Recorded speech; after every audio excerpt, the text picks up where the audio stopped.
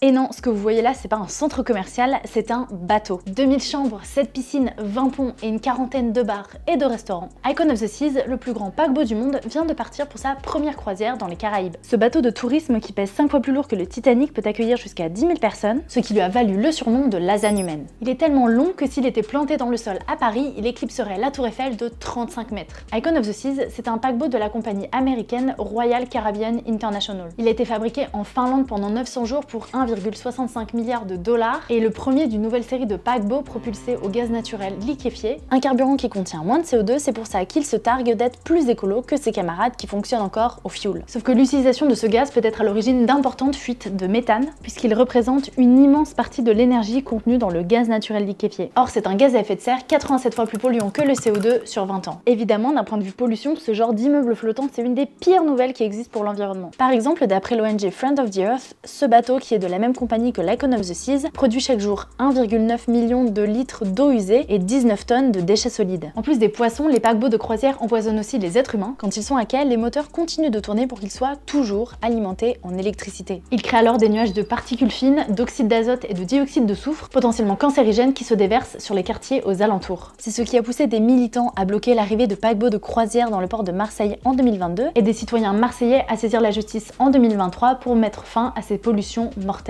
On parle aussi assez peu de la fin de vie extrêmement polluante de ces mastodontes puisqu'ils sont envoyés au Bangladesh ou au Pakistan dans des décharges à ciel ouvert où ils sont démontés à même le sable sans aucune protection pour les êtres humains ou l'environnement. Pour autant, le business des paquebots géants n'est pas prêt de s'arrêter. Icon of the Seas n'est que le premier d'une longue série de géants des mers puisqu'il sera rejoint dès l'été 2025 par son jumeau Star of the Seas, actuellement en construction.